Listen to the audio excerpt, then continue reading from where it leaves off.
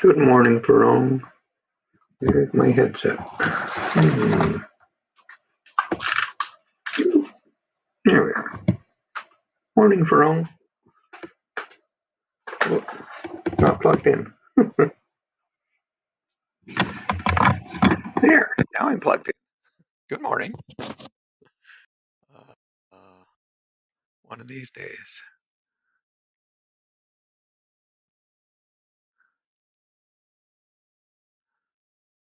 Morning, Lamb. Uh, make a little beer. There we go. So we'll get started in just a second.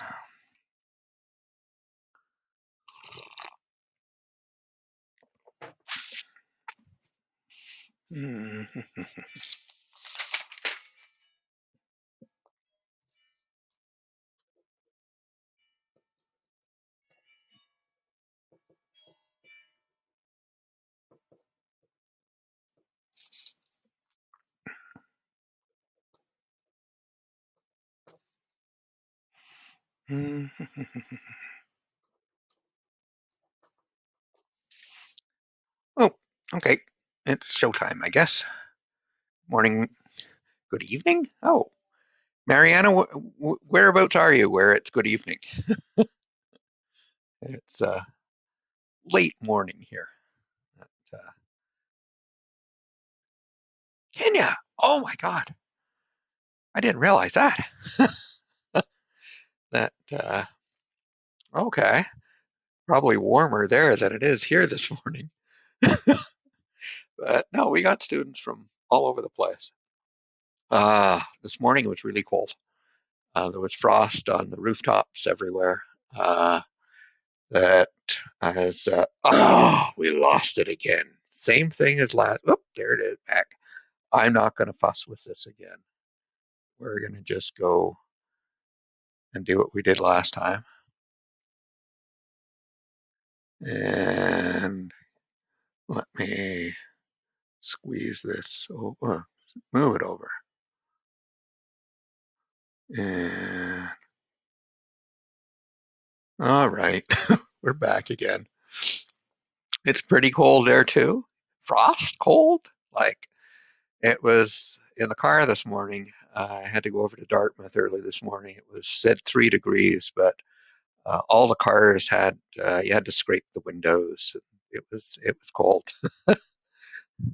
Um, anyway, this morning as this is upstairs, is looking out the window, and the sun was just coming up over downtown Halifax, and so that's sort of what it looked like. It was more colorful than that, but my phone, and if the light in the room isn't right, then or where I am, it doesn't capture all the color that was in the sky. But anyway, a few things before we get started. Um, Not so much in this class, but it is in my section C tomorrow. Um, that I'm still way behind in marking, and lots of you have submitted things late or made resubmitted assignments and that sort of thing. I've got this great big stack of things I've got to mark, and I got to get caught up this week because we've got an assignment coming in Friday, and I have to mark the section C. That's tomorrow's class, and I'm just so far behind in the marking. So if you're finding things have not changed, although you submitted stuff, that's probably my fault, and we'll start resolving that next week. They, we've had a couple of people contact me this morning that just, I think, getting overwhelmed at the end of the term and they missed the quiz on Saturday. I can reset the quiz for you if you've missed it. It's not a problem. And if there's anything else you've missed, get in touch with me and we'll see if we can't fill in those points. Um, that I don't want people losing points needlessly, because especially those of you that are regulars here that show up to class, I know you've been working hard all term. We do have an assignment due Friday, and the last two assignments, I've walked through a lot of the questions with you beforehand, and that was primarily because of Excel issues and how to do stuff and format stuff. And there have been a lot of questions on that. On probability, I haven't been getting questions, but that if you would like me to on Wednesday, we can go and devote the beginning of the class uh, to some of the assignment stuff, or we can take up, if you've got questions now, we can take it up today as well. Um, that Feel free to do that. And even if I'm not sure if we'll have a long class today, so we can put it at the end, or we can take it up now. Anytime is fine. Um, just if you haven't thought of questions yet, and even if we do some today, you can bring it up again on Wednesday. Please make a mental note anyway. And so if you're getting stuck with things on the assignment and frustrated, you might want to leave it till Wednesday, um, and uh, and then we'll walk through it. I'd like you to try the questions as much as you can, and then you can find out whether or not you did it right on Wednesday, because we can talk about those things. For all you say it's okay, it's fine. I'm flexible. One other thing that I have heard back from some of you during the term about what's working or not working in the course. We've had with some of you more technical issues with Top Hat than others. And some have given me feedback about using Top Hat instead of Brightspace or Zoom or Pearson. I know you're being inundated with all kinds of different systems. Uh, and for the winter, uh, I've got to come up with a variety of things. It's, as you know, it's a standardized course that, and it's standardized more than any other course at the university that where we have common assignments, common tests, and last winter. Uh, because of the new format of the course and instructors not being familiar with the new content, we actually shared the same PowerPoint slides, made some edits to each other's, but it was incredibly standardized. And we'll do the same thing in the winter, a very standardized course.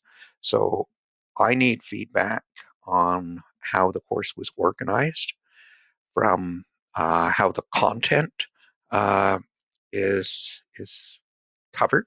Is it the appropriate content, or maybe I should shuffle some things around? Not going to make drastic changes this winter, but I'd like your insights on it. That About the format of having these quizzes, tests, assignments. Times it seems like overload, but at the same time, it reduces the value of each one. And I think at least some students like small stakes activities so that they aren't taking too big a risk. And sort of talk about risk today. It's our last talk on that. But most of us are risk averse. We don't want to take big risks. We don't want to take unnecessary chances. And part of the way I tried to structure the course was to reduce that. Um, and that was planned actually before COVID came along. Um, so before people had anxiety about school and the like, it was the direction I was heading in with my courses. And so anyway, I'll be doing a survey on some of the things in terms of the organization of the course. The other is I'd like feedback about using Top Hat. Um, that in the winter, I expect some of the instructors will do their virtual classroom using Zoom because they're much more at ease with Zoom. Um, that and we probably could have been doing it that way as well as using Top Hat to do it. I'm not sure if it really matters for the classroom portion, but the rest of the material, Top Hat's gradebook is really confusing, but uh, part of that was because of our assignments. And if I broke it up into all these activities on Brightspace, their gradebook gets confusing when you get to a huge number as well. Um, there's, but that's one area I'm frustrated with this year is gradebook. But the other aspects of delivery of content, does it matter? Anyway, I'll be asking all of that in a survey that'll be coming out probably at the end of the week. it'll be anonymous. We'll do separately, I presume, course evaluations, but I don't do that. Somebody else does that. Um, uh, oh, there was the discussion that we did. I've got to go back through all of that stuff, and I was supposed to give you an interim feedback on the discussion, and I'm going to be still going through that because a lot of people participated in that discussion, and what I read was good. It was good quality stuff, and I will be following through on my promise to grade that, and those people that were actively participating in it, uh, taking that and seeing, can I replace your worst test? And so that's still on my agenda of work to do. It just been an awkward term for me as well in terms of managing my work, just like I know some of you have had trouble managing yours.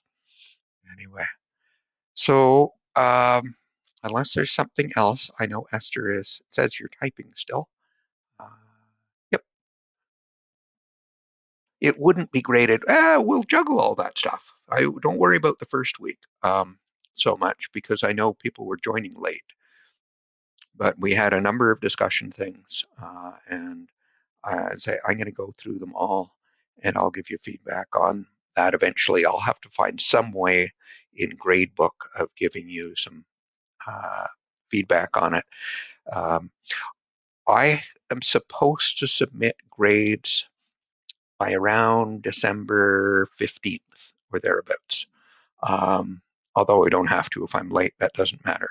So we have until, and tentatively, that's what I'm looking at as a target date of trying to get the grades posted to Banner in 2 weeks' time.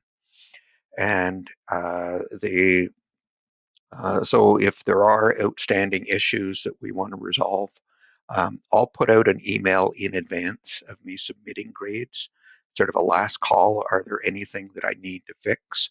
And I'll try to put something on in the grade book in Top Hat to give you an indication of what the grade is I'm looking at the moment for posting for the course. So I'm trying to keep it as transparent as I can and keep you as informed as I can as we go. Anyway, let's get into,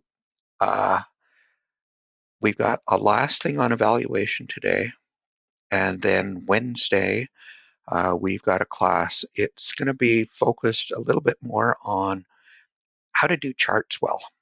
And it's an area that you'll frequently do in other courses, and most people do charts really poorly. It's a, it's, it should be a strength in any report you build, um, but sometimes it doesn't come off as well as you would like. And that's the case not just with students. I see it with professionals. I see it with faculty, administration here. Um, that so I'll try to give you some advice, particularly on that in terms of report building. And next Monday we officially do have a class, um, but I don't have one on Tuesday. I don't think. I think Monday is the last day of classes, so I may not have a class on Monday. I probably won't. But I will be available for feedback, and I'll be marking. Okay, on with the show. Where are we here? That's right, I'm in. So today what I wanted to look at is repetitive decisions, and ones that we're making frequently, that it's just not a one-off. And there's a real difference between the two and how we deal with it, or the way people deal with it and respond to it. Because when I know I'm making it many, many, many times, I know I'm going to be making mistakes, and I'm going to have to live with it. I'm going to have a plan for it. How am I going to respond when I make those mistakes? I can't be right every single time. But if I'm making the same type of decision many, many, many, many times, on average, I'd like to do well. And what would be the consequences in an average sense? And so we'll walk through a few of these. And so suppose I send out um, a marketing promotion, and it's some sort of promotion. It takes me a little bit of work to put it out there, and it's going to cost me only 10 cents per customer to get it out there. No, there's no final exam, no final. You're finished on next Saturday or whenever you do quiz 12 and you've got assignment 5 submitted, you're done for the course. It's then my work to get you a grade and get you feedback on it. But that was one of my goals in this course. And actually, I had it last year as well. I stopped giving final exams. And I think it's a good decision. I don't think final exams are a great idea. I changed my mind after 40 years. Um, okay, so suppose we put a promotion out there, and it's very inexpensive, but most people aren't going to buy that. But if they do, I'm going to make an extra profit of $15. And if they don't, then I've wasted 10 cents. I haven't wasted much money. But suppose only 1 in 100 customers buy the product. So is this necessarily a good idea? Because 99 of them I send the promotion to, I've just wasted money with them. And then, so what should I do here? Well, we could look at what would we expect to see if we had 100,000 customers. We would expect about 1,000 of them to buy. At $15 each, we'd expect to earn $15,000 out of that 100,000 customers.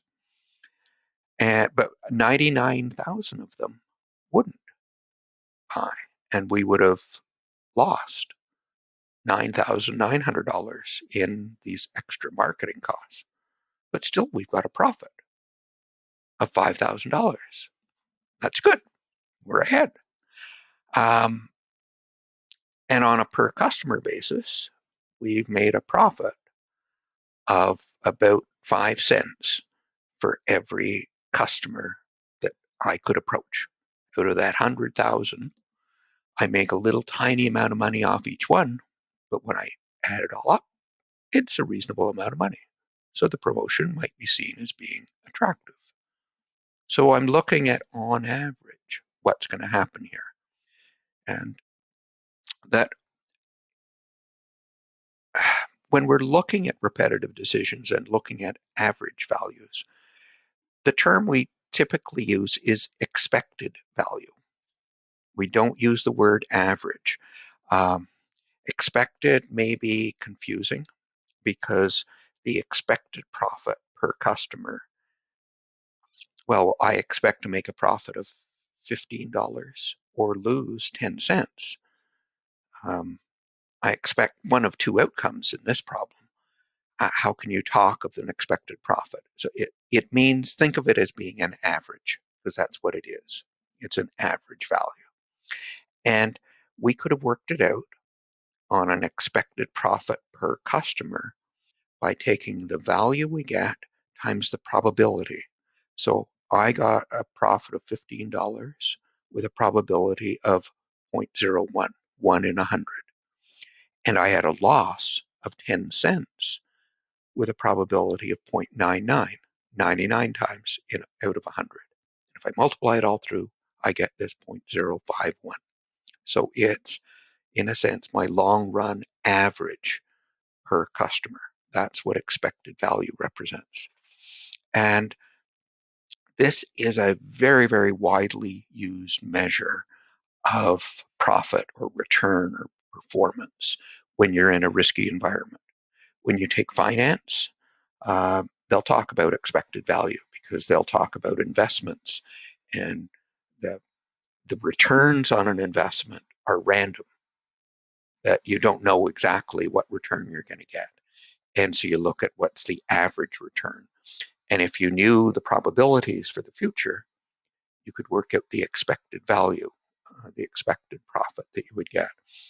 And so a lot of finance is built around looking at expected value. So this is something you, although we'll be using in our context, it also applies in finance because so many of the finance problems involve uh, a lot of frequent decisions. If you're investing, you could sell tomorrow or you not sell tomorrow. And it just, so you could think of per day, it's random. And then you're looking at, okay, what's your expected daily return or something of that nature? because you're making the decision over and over and over again. So this was a data mining one because we sent the promotion to everybody. Suppose you built a model to predict who was likely to buy. And so instead of sending your promotion to everybody, you only sent it to the customers that your model said you should send it to. Okay, so we have the truth there of buy and not buy, and we have actions. Send the promotion, that's because we predict they're going to buy, or do not send the promotion, and that's because we predict they will not buy. So on the left, those two things that I got decisions on are really decisions based upon a prediction of buy, prediction of not buy. And so I've got a confusion matrix out of this, and I could work out all the probabilities and that sort of thing like we did previously. We could look at all that sensitivity rate and those types of things. But I could also go and look at expected profit with this one. So is it better than sending it to everybody? Well, I could look at the expected profit for these different options. So I've got send the promotion, and I could work out that probability. So out of 100,000 customers, 902 buy, and 1,098 don't. I've sent it to 2,000 customers. And for those that I didn't send it to 98,000 customers. I get these. Oops. Yes. So, no, I didn't send it to 20%. I sent it to 2%. Whoop, whoop. Got a typo here. Yes. Excuse me. I'm not too smart. Let me fix this slide and I'll upload new ones after. There we go. So there's a 2% chance of receiving the promotion because I'm only sending it to 2% of my customers, not all of them. And I'm not sending it to 98% of them. And that I'm going to get the profit from these 902, but I'm not going to make any profit from the 98. So here's with my confusion matrix, I put in the different returns. $15 if I sell it, minus 0.1 if I don't. But with these two, I don't send it to them, so there is no profit and there's no cost. And I can get an expected value, bang, bang, bang, bang, go through all of those things. I get an expected profit of 0.1342. So a little bit more than 13 cents per customer. So it's a much higher profit. Instead of 5 cents per customer, it's 13 cents per customer. So it's a lot more money. That before I thought I might be earning $5,000 in profit. Now I'm earning almost $13,000 in profit. And it's primarily because I'm not incurring all of these promotion costs that I would have before, but I'm capturing almost all of the customers. So I thought there would be about 1,000 customers that would buy it, and I got 900 of them, and I missed about 100 of them. So if you want to look at the performance measures we had before, it had a sensitivity of 90%. So I get most of the profit. And at the same time, a specificity, which I still can't pronounce, the prediction of those that would not buy, given they were people that wouldn't buy, picked up 99% of them. So this model was fairly good in being very sensitive, finding most of the buyers and finding almost none of the accidentally finding those that aren't going to buy. And so the result is that I do much, much better than what I had before. Now, expected value helps me take those. Last class I was asking, was that good? Having a sensitivity of 90% and a specificity of 99%, is that good performance?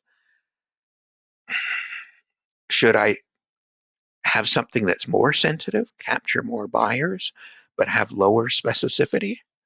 Because usually to increase one, I've got to decrease the other. Should I do a trade-off? I can balance those two by looking, say, at a different decision rule that I can calculate a different expected value. So expected value is often a measure that combines those different rates that we had last class. But note, this one only has values up here in terms of outcomes. I only had numbers here really for 2 of the cases for sending the promotion. If I didn't send it, had no consequence. I didn't make any money. I didn't lose any money. And don't think that there was an opportunity cost of minus 15. I've sort of already taken that into account. Don't double count it. So I generally will just put in real costs here. So let me take one and look at one where I might have numbers in all 4 boxes. And it's got a similar sort of table. I've got credit card transactions. And let's suppose that 1 in 100 credit card transactions is fraudulent. So I'm looking for something that's fairly uncommon, but this time it's a bad thing that's uncommon. Last time it was a good thing that was uncommon. And I'm using a model to classify them as being good and bad. So I'm not just accepting every transaction like before I was sending a promotion to every customer. So I'm going to suppose I then go back and apply my model to historical data and see what happens. That this is one where it was a valid transaction and I approved it. I thought it was going to be a valid one.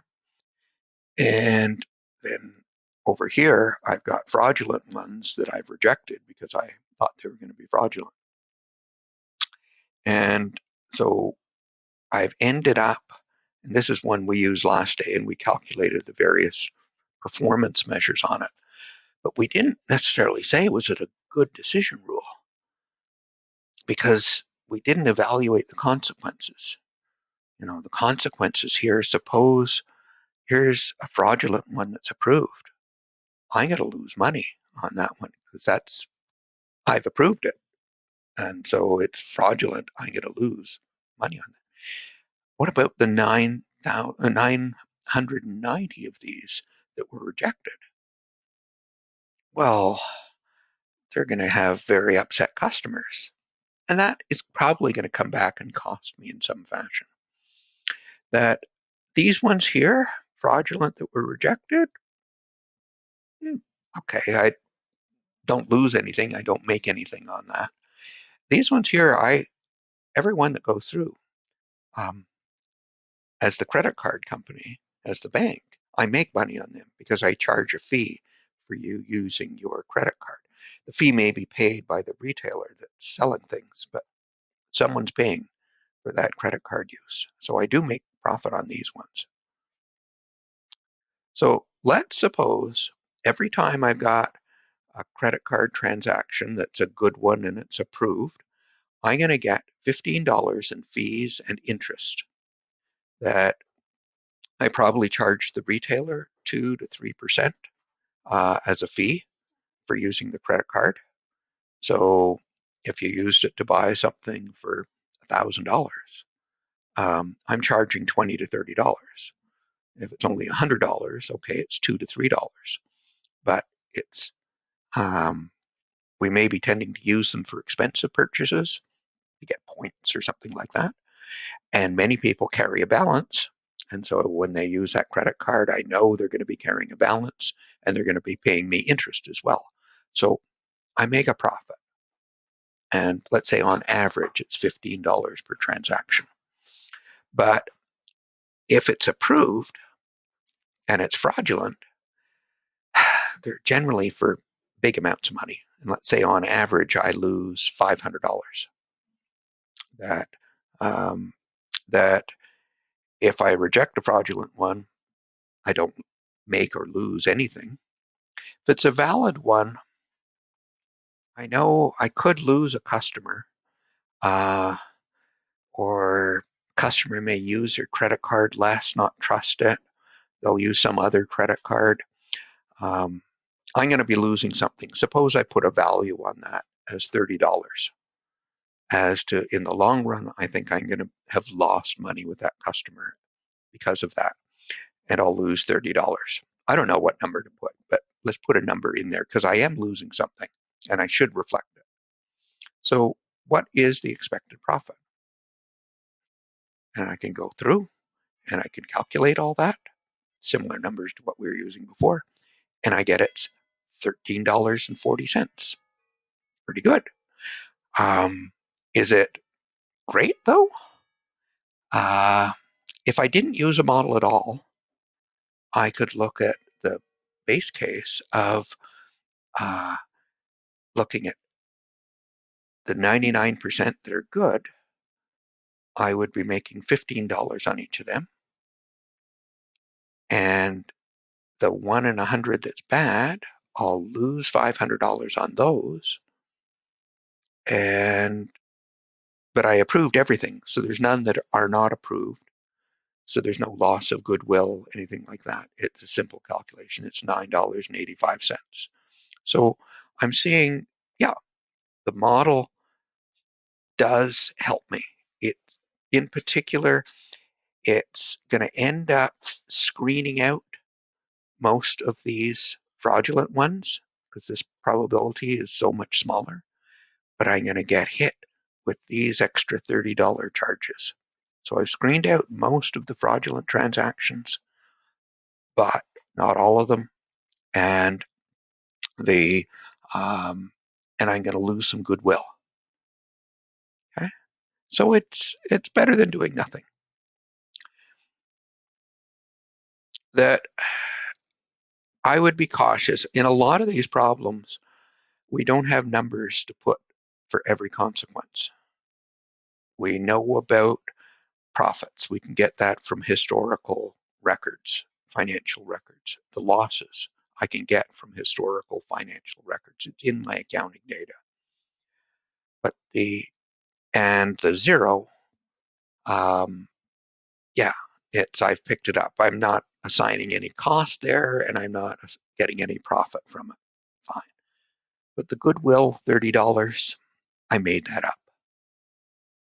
Because where am I going to get that number? We're never going to be able to measure it properly.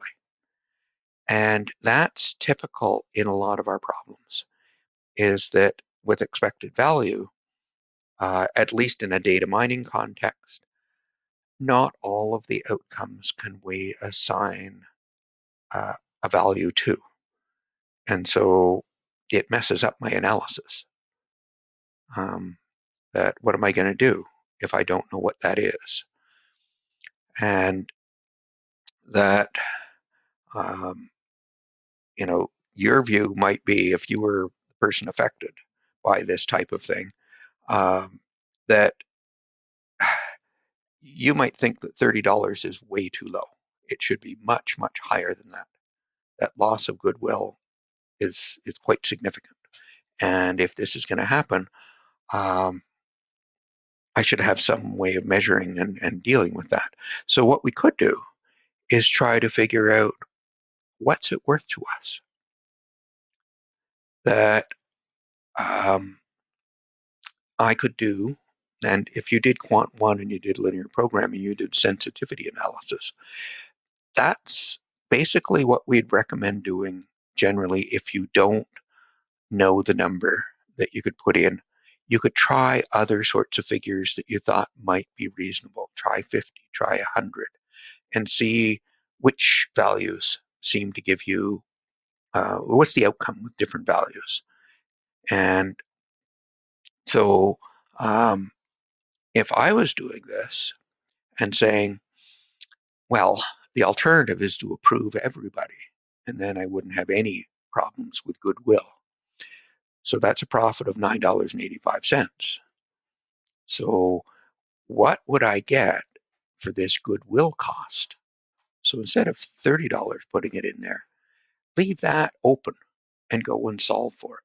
So in many of these ones, if there's only one thing that you're looking at, you can build a relationship between doing nothing, not using the model, because the model ends up with this goodwill cost, and going and rearranging and solving and seeing when are they equivalent to each other. And if I did my math right, I think I did, maybe I didn't, I get $1,384. So if the value of upsetting a customer is less than $1,000 or less than $1,400, the model is better. But if upsetting a customer, the value is bigger than that, and it might be in some context, depending upon what it is you're measuring, then you would say, oh, I shouldn't do it. I should go and approach this in a different fashion. And if I had a different model with different probabilities, I might come in with different sorts of things. So um, when you're doing this expected value, don't just take this number as is. It's a figure on average, and it's only as good as the numbers that went into the formula. So you've got to have enough information to calculate your confusion matrix reasonably well so that you can trust the probabilities that I've got here. Are those numbers reasonable, or is there a big margin of error in them? And then you've got to question the other numbers that are here. And in any modeling situation, our numbers are approximate. Um, and sometimes some of them are unknown. Goodwill, it may be unknown. I don't know if it's $30 or $100 or $500, but I may say it's not as much as $1,000. I know that. That would be crazy. In which case, I'd say the model is good. It's better to use the model than not use the model. That I can at least sensitivity analysis isn't to tell me the precise thing. It's trying to tell me under what conditions is my decision valid and under what conditions is it not? And do I then believe the conditions are true or not true? And very often that threshold that you get is such that you can clearly say, oh, then it's I should use the model. Suppose in this one, the goodwill cutoff turned out to be $50. I'd be uncomfortable. I wouldn't know if it really is $50. It could be $100 or $200. I'm not sure. In which case, I would be very uncomfortable, and I'd have to make up my mind which way I'm going to go. It's not clear cut, but in some cases, like this one, it would be. So in practice, it's not simple, straightforward yes/no decision. So here's the other thing I want you to think about, and not so much for this course, because most data mining problems, we've got lots of data, and we're looking at outcomes that have happened many, many, many, many times. That's why we've got lots of data. So it's a situation that's not unique. It repeats over and over and over and over again. So I can look at long-term averages. Expected value is perfect for data mining and evaluating data mining. I would recommend if you can get values associated with outcomes and you can work out expected value, do it. There are some problems we can't. We can't measure outcomes in dollar terms. Think of it in a medical situation and you're predicting, do you have cancer or not cancer? Are you going to die or not die?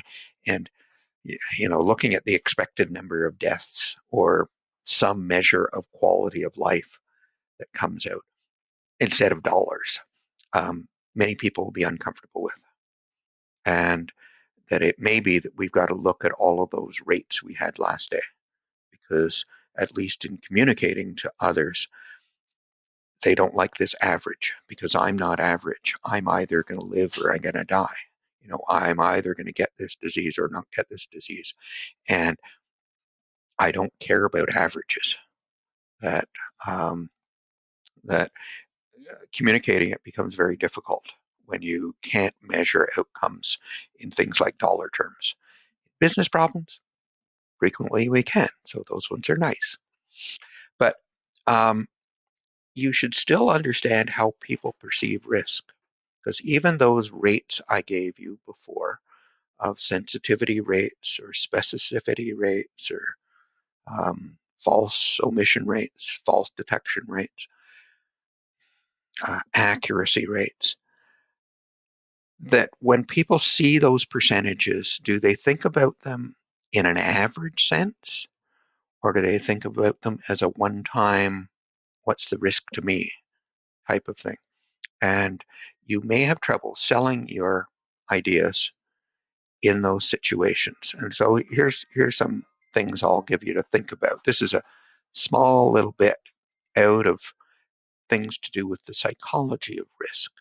And that's a big area I didn't know about. I sort of thought about, but didn't realize there are people that research it actively. But this becomes a really big issue when decisions are made infrequently um, than frequent ones, or the consequences are of different sorts. So let's make one that's really simple. This is a common example. Suppose I give you a betting opportunity. I will flip a coin. If it comes up heads, I'll pay you $2. If it comes up tails, you would pay me $1. Would you take the bet? Almost everybody would. That it's low risk, at least in their mind. You know, I'll lose $1, but the next time I'll probably get $2 back. I could look at the expected value per bet. That's $2 times 0.5 minus $1 times 0.5. So from your perspective, on average, you will make 50 cents every time I flip. Now, you never make 50 cents on one transaction, but on average, across many of them, the winning ones, imagine in 100 flips, you'll probably have 50 that you lose $50, 50 that you win, and you're going to get 2 times 50 or $100. So you're ahead by $50 after 100 flips. Sounds good. The only way I'd lose money is if I had a huge number of flips that came out against me. And I don't think that'll happen. Okay, let me change the bet. I'm going to only flip the coin once. If it comes up heads, I'll pay you $200. If it comes up tails, you'll pay me $100. The expected profit over the whole thing is still $50. On average, you should make $50. Would you take the bet? Most students wouldn't. Uh, they can't afford to lose $100. It'd be nice to get $200, but not at risk of losing $100. So from their perspective, they view it as a riskier decision. And we can show that there is, in a sense, more variability to the outcome, to the profit that you're going to get. Although the profit on average is the same in the two cases. If we looked at sort of simulated this many times over and you looked at the pattern of profits, in this one it's lose 100, gain 200, and it's just those two cases. In the other one, you're going to find it's a bell-shaped curve that's concentrated around the $50 mark. So um, that with one-time decisions, people view them quite differently. Generally, because one-time tends to put all of the consequence on one thing, one chance, that repetitive ones give a smaller profit, but on many items. And that's the way I built the course. You'd have 12 quizzes, but each one's only worth 2 points. You've got 5 tests instead of one midterm and a final. I could have had in the course a 50% final, a 30% midterm, and 20% for assignments. And that would be normal for this course. That the assignments are spread out. You can ask for help and all that type of thing. Assignments should be relatively low risk. But midterm, you're on your own for a lot of points. In the final, you're on your own for even more points. In my first 2 years of university, a math course they were full year courses that from September to April. We'd have a Christmas exam worth 25% and a final exam in April worth 75%. Nothing else counted. That it was scary. uh, that one-term courses students prefer over full-year courses because it splits the risk across that. And generally, students like many smaller activities than a few really big ones, again, because it spreads the risk. But it still might have the same expected value.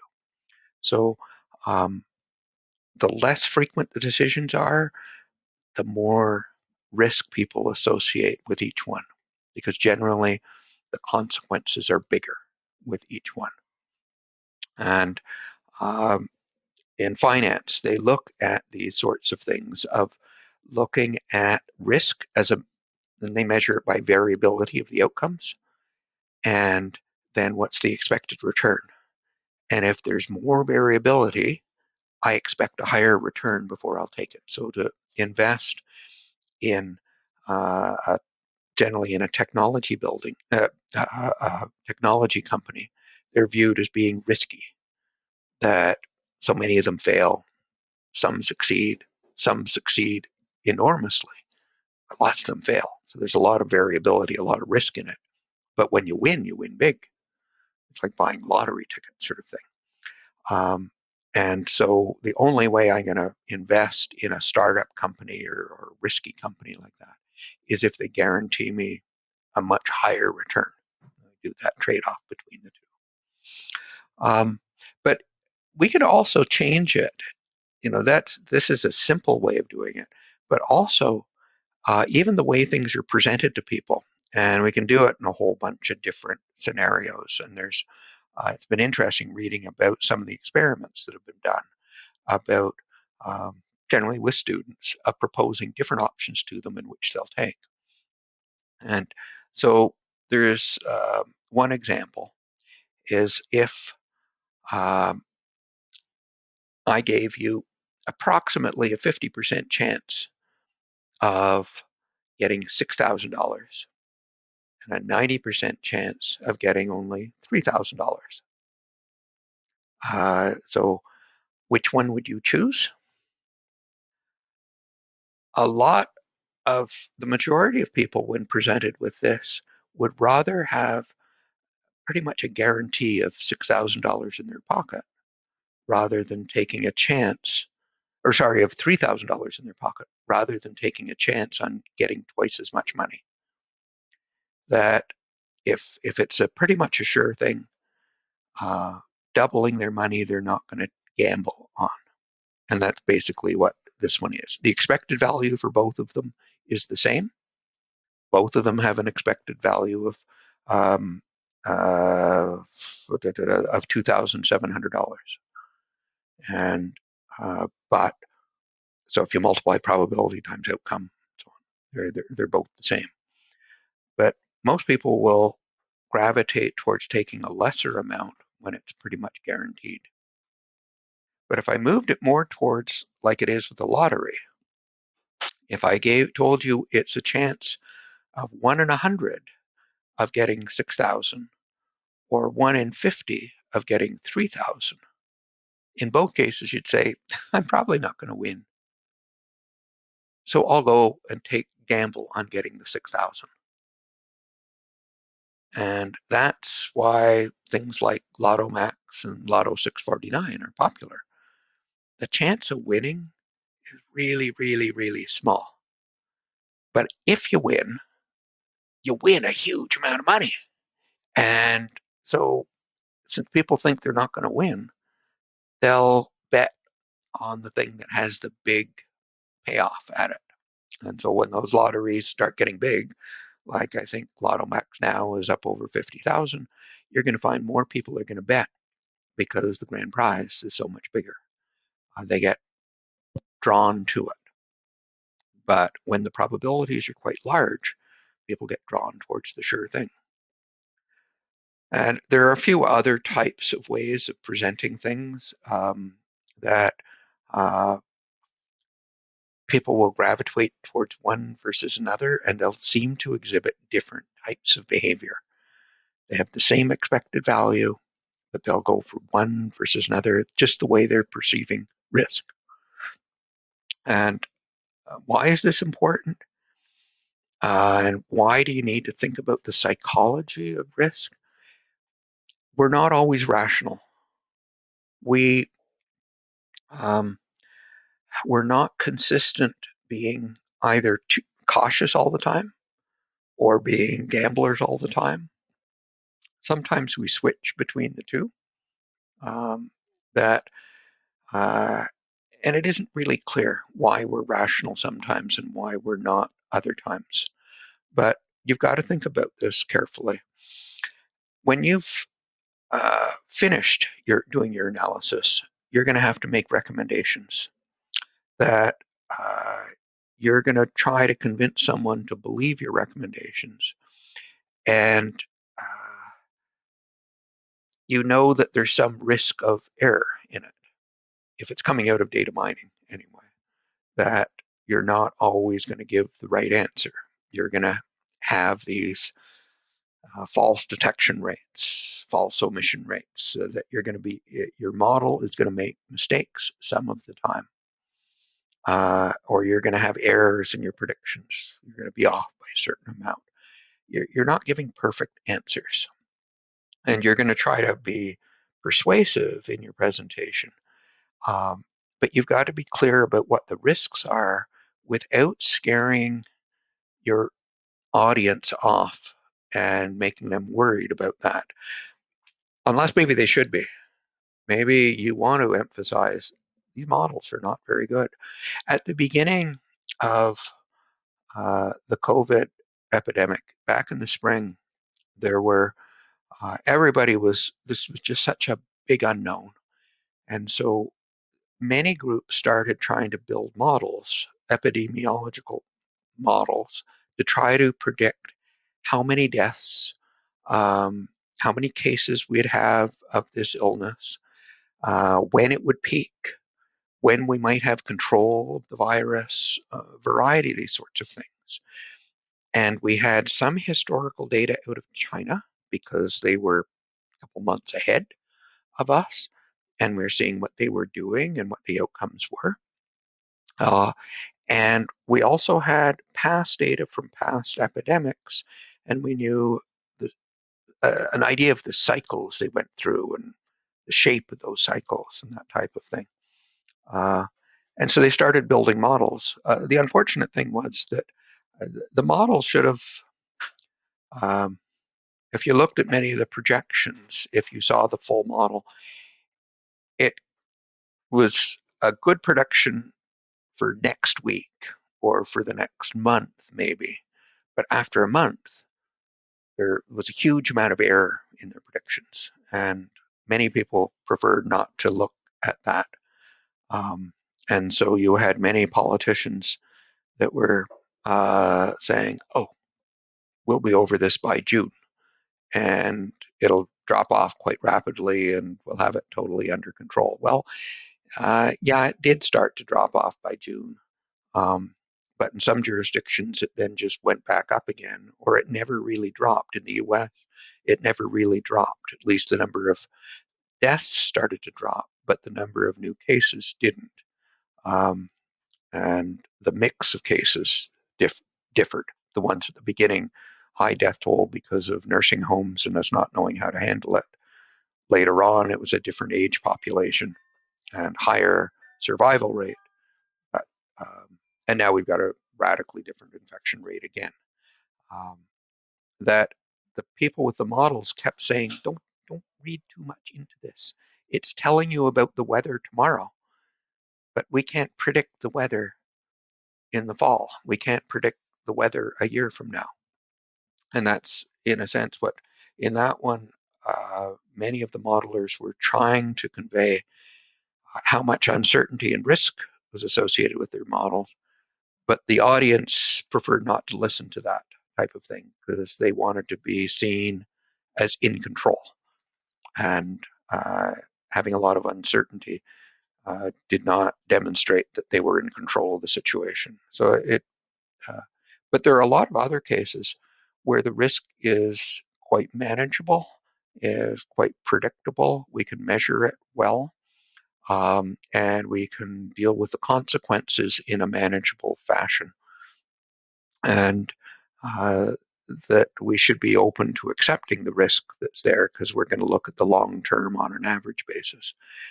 But you need those measurements and you need a way of communicating them in a professional, not extremist type fashion.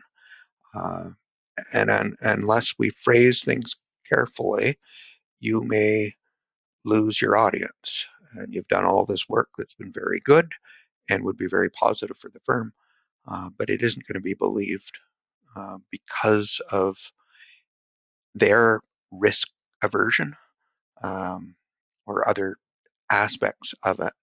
Uh, just having presented proposals to groups before, um, I know with some, they were too afraid and ran away from what would have been a very good deal. I've had others that have raced to embrace a deal that had high expected value, but the numbers were suspect.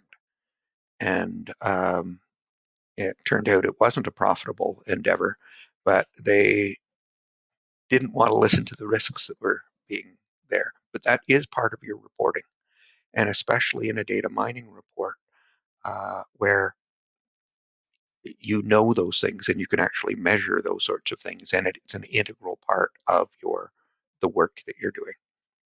Anyway, that takes us to the end of this. Um, that the last bit I've got is thinking about deployment. You've done all the work. You're now building a report with recommendations, and um, in some instances, and this is what I'll talk about in the last class, applies to any type of report you're writing. The conclusions at the end that many reports fall apart at the end because of the way parts were linked together. That's why last year I tried getting students doing a report and to help give them feedback and practice about constructing that. Um, Unfortunately, it was a failure with the course doing it that way, but it is a skill that is essential to your program. Um, if I can help you in future in building reports, please feel free to talk to me. And it doesn't matter what the subject matter is. Generally, the principles that go into it and what makes a good and bad report, it doesn't matter what the subject area is. Mine of more interest are ones that involve data. So that's where I'm going to end it today. And as I said, next class will probably be our last one, unless we have a lot of questions on the assignment, and so I don't get through much. And if there's a desire to finish off what I don't get covered on Wednesday, then I can easily do a class on Monday. My day is still open on Monday. So you take care, and you'll see me again in 2 days. Bye bye, and Mariama, I can't believe you're in Kenya. I, and I hope it's warmer. Take care. Bye bye. Uh,